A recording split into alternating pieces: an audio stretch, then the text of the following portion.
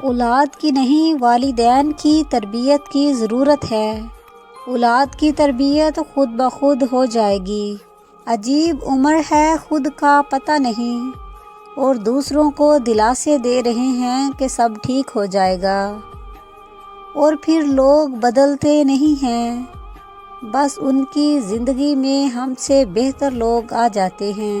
ہم اپنے جیسے انسانوں سے تعلقات کی فکر رکھتے ہیں، لیکن اللہ سے تعلق کی نہیں۔ راستہ ایک ہی تھا، حضرت موسیٰ علیہ السلام گزر گئے اور فرعون ڈوب گیا۔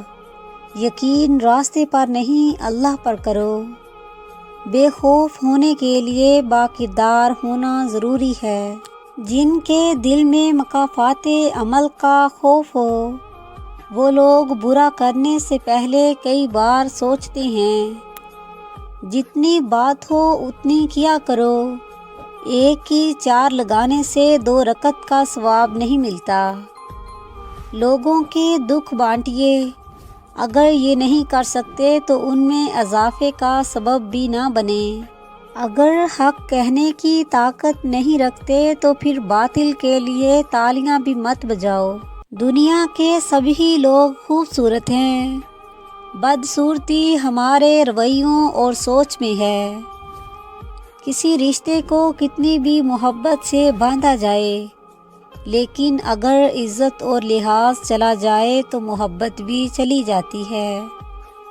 عبادت صرف جائے نماز پر نہیں ہوتی، یہ میٹھی زبان، اچھے الفاظ اور خوبصورت رویوں سے بھی ہوتی ہے۔ گناہ کے دوران موت نہ آنا اور گناہ کے بعد توبہ کی مہلت ملنا اللہ پاک کا بڑا احسان ہے۔ اچھی نیند کے لیے ضروری ہے کہ خدا، ہمسائے اور رشتہ داروں کے ساتھ صلح ہو۔ یہ جو محبت کے دعوے دار ہیں نا، نبھانے کے وقت مر جایا کرتے ہیں۔ دیواروں کے کان ہوں یا نہ ہوں، فرشتوں کے پاس قلم ضرور ہوتا ہے۔ مسکراہٹیں جھوٹی بھی ہو سکتی ہیں، انسان کو دیکھنا نہیں سمجھنا سیکھو۔ بے چین رہتے ہیں وہ لوگ جنہیں ہر بات یاد رہتی ہے۔ اپنی من پسند چیز پانے کے لیے اللہ کو اس کے من پسند انداز میں راضی کرنا پڑتا ہے۔